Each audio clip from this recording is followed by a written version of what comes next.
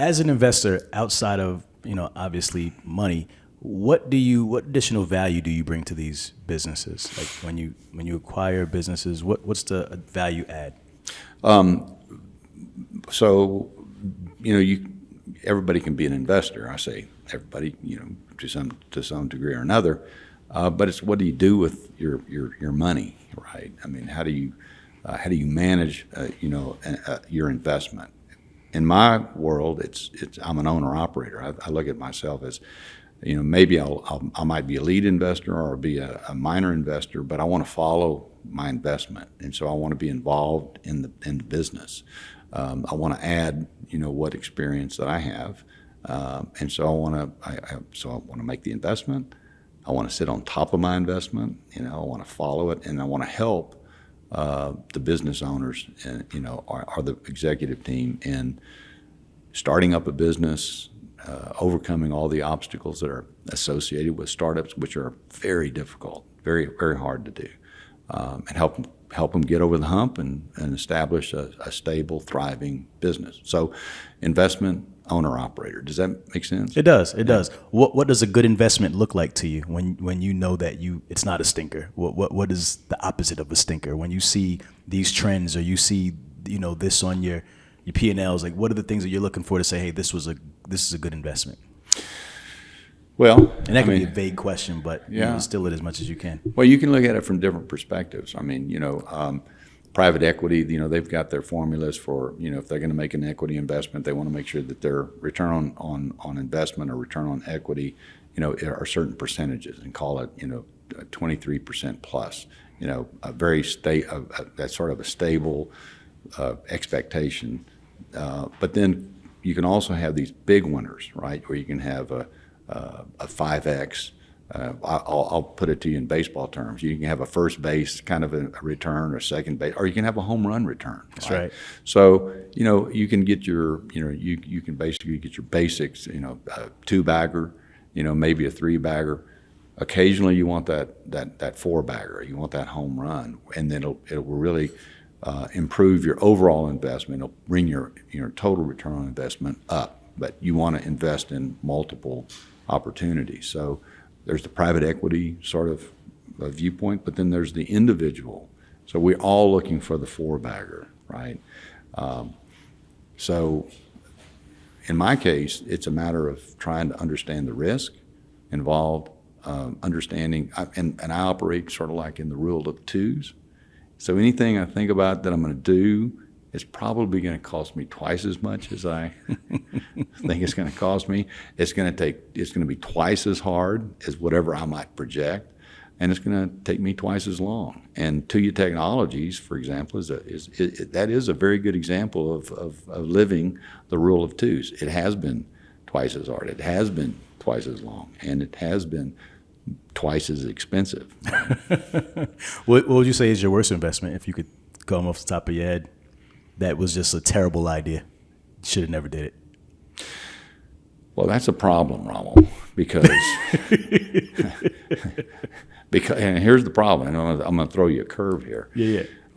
Look, as I said earlier, I had some very early successes in my late 20s, which sort of skews your thought process about winning and losing. Right? You win. You're a winner. Right? And then you work and you make good profits, and then you magnify that through a maneuver like a really risky maneuver of taking your company public. That was great. And then you come off of that and you do these roll, and this is great.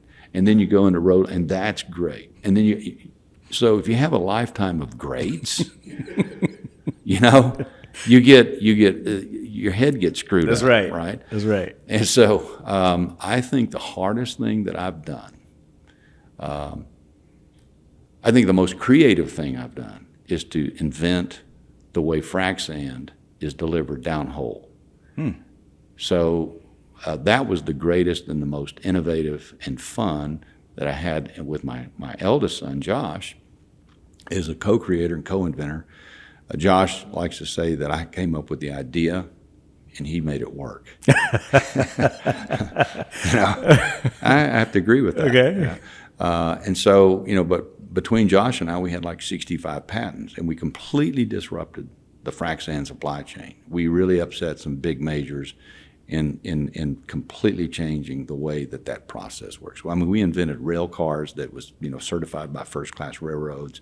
We invented, chassis that had never been, I mean, when I talk to chassis manufacturers about being able to handle 55,000 pounds in an 8-foot by 10-foot footprint, they said that's impossible. You can't do that. It's going to break, particularly on the harsh roads of a ranch where you're going through big bumps, and you couldn't. It was impossible. But we invented it and we built it, and it works. At Sandbox Logistics, that was the company that was commercialized all of our inventions, and we didn't realize that, we had our goals, of which was being able to deliver a box of 48,000 pounds of frac sand in a matter of 2 minutes, which it would take over an hour with a pneumatic truck. We thought that was the big deal. That wasn't the big deal. The big deal was that we could deliver frac sand faster than the completions company could consume the sand. We could keep them, and they would not have to shut down their equipment to get reloaded on frac sand. Our box idea was like putting bullets in a .45. We just put the bullets on, and they could continue to frac a well. What we learned is that our process broke through a very important bottleneck, and they could frac a well in half the time. So if completion company are charging $400,000 an hour to frac a well, if you can cut that a 10-day frac job into 5 days, that is a very important thing. And I think it's very gratifying that my son and I were able to figure out how to break through that bottleneck, eliminate the threat of silica dust that people were breathing, cut down the noise, and we thought that was the deal. We didn't realize that there could be this breakthrough on the production side for the completions company. That made that company very valuable, and it made our investors, realize a four-bagger, if you'd say. So, so that was fun. It was creative, and it was very healthy. It was very helpful to the industry. That was great. Coming off of that success and all these other successes, you get spoiled in your mind. You say, I can do anything. And so I was an owner in a software provider, a company called DataTrack. DataTrack provides operating systems for this same-day express delivery industry, and they've been in business since the late 70s as well. Through my ownership of that really terrific company, and having been away from the industry for a while, I asked my partner, well, what are we going to do with DataTrack? What should we do with the business? And he goes, well, it's going along pretty well. I said, well, I'm going to go out. I'm going to go talk to delivery service owners. And so I started in Seattle, and I had 3 or 4 appointments. Then I moved to Portland, San Francisco, Los Angeles, San Diego.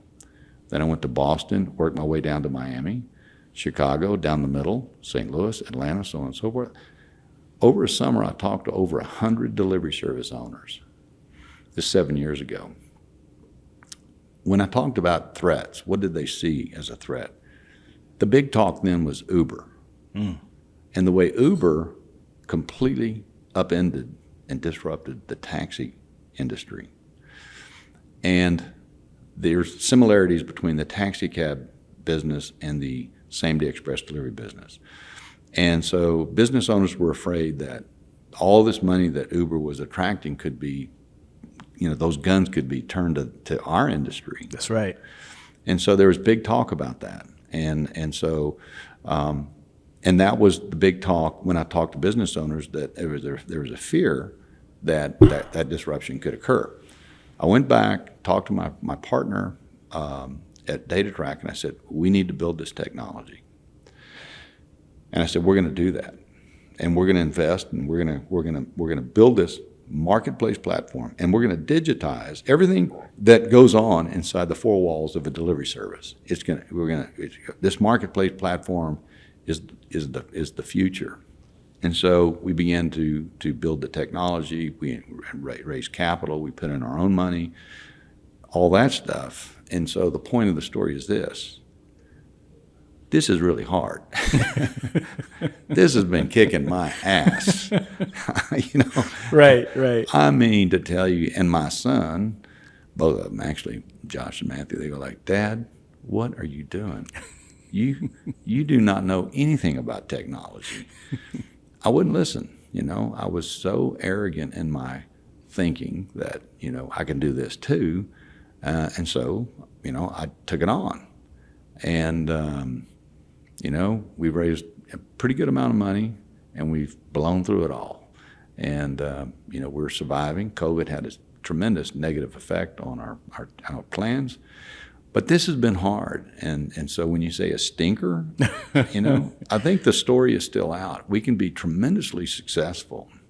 I mean, another platform, Roadie sold to UPS. Yeah, familiar with them. Roadie was not profitable when they sold to UPS. UPS paid a tremendous price. I think it was private, but probably around $500 million plus. Shipped, sold to Target. Everybody's trying to get into this platform, a digital platform, marketplace platform segment, the new technology stack. So the way Uber moved people, Tuya Technologies moves parcels, pallets, and packages, right? The same way. Connecting a shipper directly with a shipper who says, I need something delivered, with somebody who says, I have a truck and I want to do delivery work. Yeah. And our technology connects the two, right? And takes care of all of the other things that need to be considered in moving cargo and under Department of Transportation rules and regulations, insurance, background checks, and so on and so forth. So the point is that this is a serious effort in building the technology stack. It is not something that I should have thought I could do.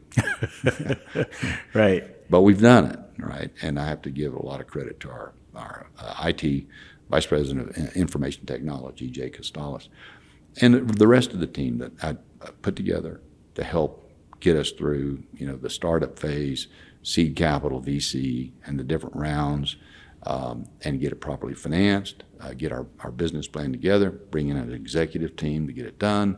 I serve as CEO of Tuya Technologies, and so, but it's been really, really hard. And there have been times like I'm wondering if we're going to make it, right? I'm curious, where is the bottleneck? Is it just adoption? Because it's like this is a marketplace, you said, right, between shippers and, like you said, people who would offer these services, who are already out there doing it, right, for other companies. So where do you think is a bottleneck, and where do you find the trouble in getting people to adopt this technology? Well, the technology is being adopted. Okay. Look at Roadie. Right. Look at Shipped. Right. Right. Look at Amazon and what they're doing, the phenomenal things that they're doing. So this will happen, and it is happening. Right. People would ask me, why do you think you could compete with Uber or DoorDash or Roadie or others? There's a lot of room, right, in this space. But our approach to launching new technology is different. It's a different approach, which acquisitions play a very important role in our business model. So we want to acquire delivery services in the top 25 cities. We want to have a traditional business in each of the cities, and then we have a process by which we follow to launch the technology.